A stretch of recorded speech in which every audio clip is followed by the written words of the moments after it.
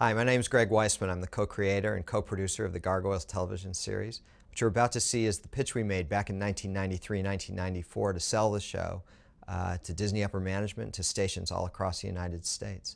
I hope you like it.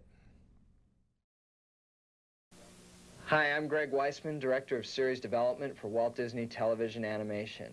We've got a new series coming your way in the fall of 1994, and we're very excited about it. We think it's something very new for Disney, and it's all about gargoyles.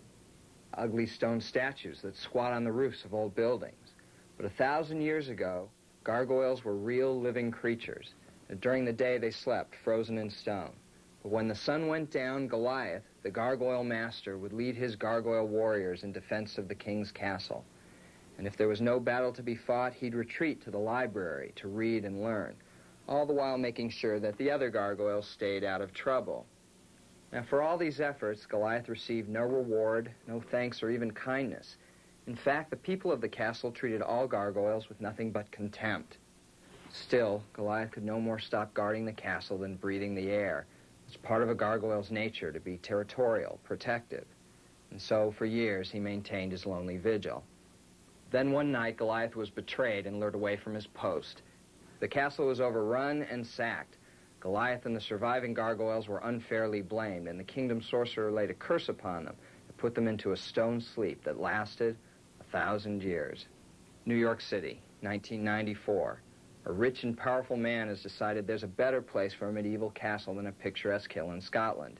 He's moved the whole deal, lock, stock, and gargoyle, to the top of the tallest skyscraper in Manhattan.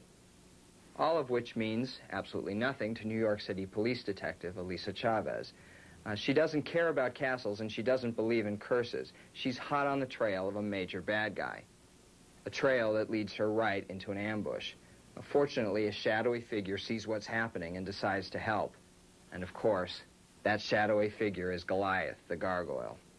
Now, when you're as strong as Goliath, bench pressing two bad guys is easy, and that stone-like hide of his makes him practically invulnerable to everything but Elisa's kindness. And she's the first human being who's ever offered him understanding and friendship, hope, and a sense of purpose.